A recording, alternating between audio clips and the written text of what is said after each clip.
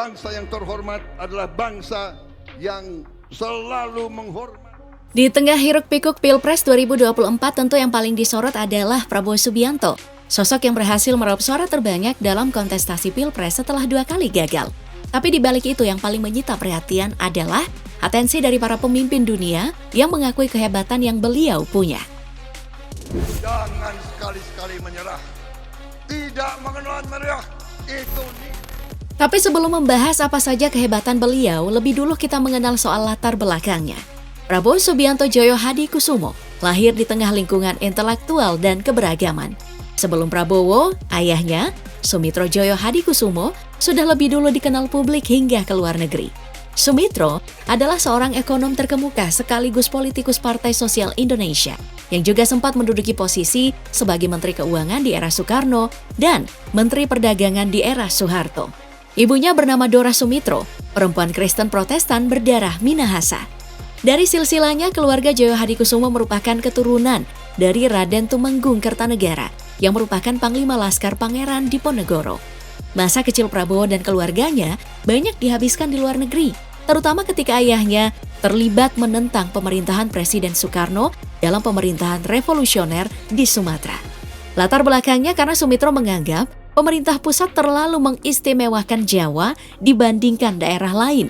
Masa sekolah Prabowo pun berpindah-pindah dari Malaysia, Swiss, sampai Inggris.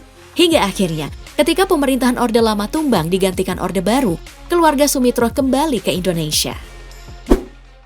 Prabowo mengukuhkan diri untuk melanjutkan pendidikan ke Akademi Angkatan Bersenjata Republik Indonesia atau AKABRI di Magelang, Jawa Tengah pada 1970. Setelah lulus, ia kemudian bergabung dengan Komando Pasukan Sandi Yuda atau Kopasanda, pasukan elit Angkatan Darat yang menjadi cikal bakal lahirnya Kopassus. Tugasnya saat itu menjadi komandan peleton pada Grup 1 Para Komando yang menjadi bagian dari pasukan operasi Tim Nanggala di Timor Timur. Pada Mei 1983, Prabowo menikah dengan Siti Hediati Haryadi, putri dari Presiden Soeharto. Keduanya kemudian dikaruniai seorang anak, Ragowo Hedi Prasetyo, atau yang lebih dikenal dengan Didit. Sejak pernikahan ini, karir militer Prabowo makin moncer. Tahun 1985, Prabowo menjadi wakil komandan Batalion Infanteri Lintas Udara 328. Dan 1991, ia menjabat sebagai Kepala Staf Brigade Infanteri Lintas Udara 17 yang bermarkas di Cijantung. 2 tahun setelahnya, Prabowo kembali ke pasukan khusus yang sudah berganti nama menjadi Kopassus. Pada puncaknya, Prabowo diangkat menjadi Komandan Jenderal Kopassus dengan pangkat Mayor Jenderal pada tahun 1995.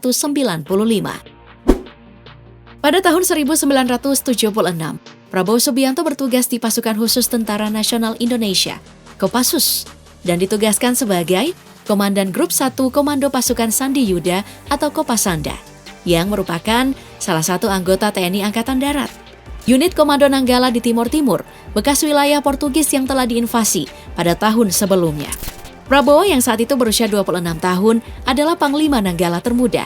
Prabowo memimpin misi untuk menangkap Wakil Presiden Fretilin, yang merupakan Perdana Menteri pertama Timor Timur, Nicolau dos Reis Lobato.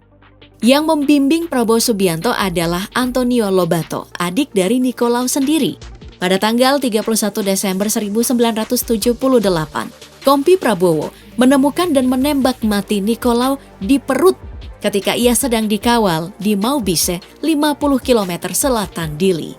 Pada tahun 1983, Prabowo memimpin pasukan khusus yang bertanggung jawab atas pembantaian Keraras di Timor Timur.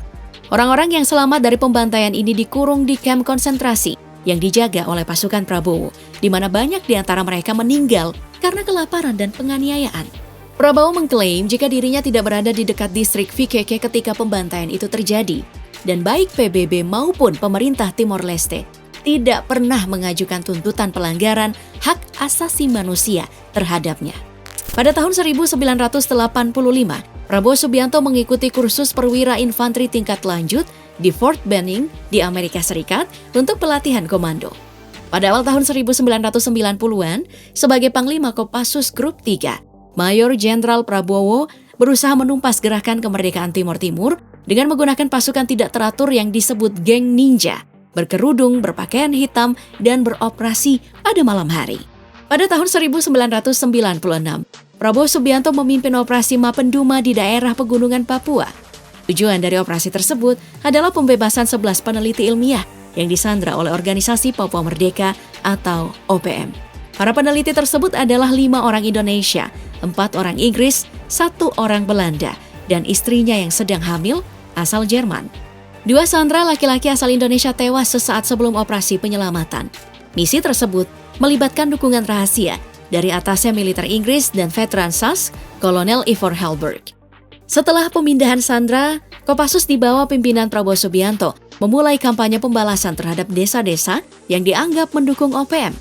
Dalam satu insiden di desa Geselema yang menyerang penduduk desa dengan helikopter militer yang menyamar sebagai helikopter Palang Merah.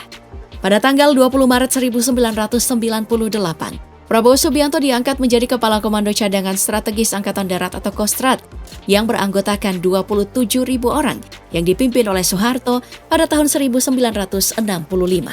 Pada detik-detik periode lengsernya Soeharto hingga Mei 1998 inilah terkuak tuduhan terhadap Prabowo dalam penculikan sejumlah aktivis. Sampai akhirnya, dia harus diberhentikan dari dinas kemiliteran. Di periode ini, Prabowo juga bercerai dengan istrinya. Setelah berhenti dari dinas kemiliteran, Prabowo merintis usaha di Yordania dan Jerman, sebelum akhirnya kembali ke Indonesia dan mendirikan Gerindra pada 2008. Di Indonesia, perusahaan yang digawangi Prabowo bergerak di bidang minyak kelapa sawit, migas, pertambangan, kehutanan, pertanian, dan pulp, serta perikanan. Perjalanan karir Prabowo terus berlanjut hingga dirinya menjadi Menteri Pertahanan dalam Kabinet Presiden Joko Widodo. Prabowo kemudian mengukir banyak prestasi. Prestasi pertama yang signifikan adalah berhasilnya dalam menciptakan komponen cadangan atau Komcat. Langkah ini mengukuhkan pertahanan nasional melalui peningkatan kesiapsiagaan dan kekuatan cadangan bagi Indonesia. Prabowo Subianto juga memberikan perhatian serius pada pengembangan industri pertahanan dalam negeri. Langkah-langkah yang diambil termasuk penguatan Pindad dan mewujudkan produksi kendaraan taktis Maung di Bandung yang secara substansial memperkuat kapasitas pertahanan Indonesia secara mandiri. Sementara itu di sektor pendidikan, Prabowo fokus memperbaiki kualitas SMA Taruna Nusantara dan membangun 5 sekolah baru di beberapa wilayah strategis di Indonesia, serta mendirikan 2 politeknik baru. Salah satunya adalah Politeknik Universitas Pertahanan atau UNHAN di Atambua, Nusa Tenggara Timur. Selain peningkatan dalam pendidikan, Prabowo juga memusatkan perhatiannya pada sektor kesehatan. Ia membangun 25 rumah sakit baru milik TNI dan melakukan perbaikan substansial terhadap pusat rehabilitasi Kementerian Pertahanan, menjadikannya Rumah Sakit Jenderal Sudirman yang dilengkapi fasilitas lengkap. Selain itu, Prabowo berhasil membentuk Satuan Tugas Air yang berhasil menemukan lebih dari 100 sumber air untuk mengatasi kekeringan di berbagai daerah. Solusi kekeringan di Pulau Moa, Menhan Prabowo resmikan 16 sumur air bersih besutan Kemhan Unhan di Maluku Barat Daya. Kemenhan RI perbesar akuisisi alutsista terbaik Menhan Prabowo berhasil mendapatkan alutsista terbaik bagi TNI Angkatan Udara dan TNI Angkatan Laut. Salah satunya adalah pengadaan pesawat tempur F-15EX dan Rafale untuk TNI AU, serta kapal selam bagi TNI AL. Langkah ini mengokohkan pertahanan Indonesia di mata dunia. Berkat kegigihannya, Prabowo Subianto menerima berbagai penghargaan internasional, mencerminkan pengaruh dan kontribusinya yang signifikan baik di panggung nasional maupun internasional. Sebagai Menteri Pertahanan dan tokoh sentral dalam politik Indonesia, Prabowo telah mendapatkan pengakuan untuk komitmen dan dedikasinya dalam memajukan kepentingan nasional dan internasional.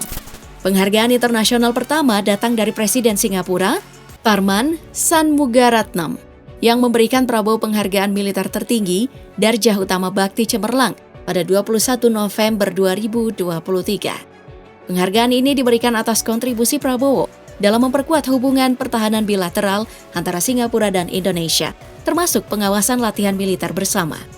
Kedua, penghargaan Detikcom Awards 2023 dalam kategori Tokoh Peneguh Kedaulatan Negara. Penghargaan penting ini diberikan atas perannya dalam menjaga Negara Kesatuan Republik Indonesia atau NKRI, yang meliputi pembelian alutsista bagi TNI dan penguatan industri pertahanan dalam negeri. Prabowo juga menerima penghargaan Outstanding Leader in National Defense and Security dari salah satu stasiun TV swasta di Jakarta 2023 lalu. Penghargaan ini diberikan sebagai pengakuan atas perjuangannya dalam masa krisis dan kontribusinya. Saya menerima penghargaan ini atas nama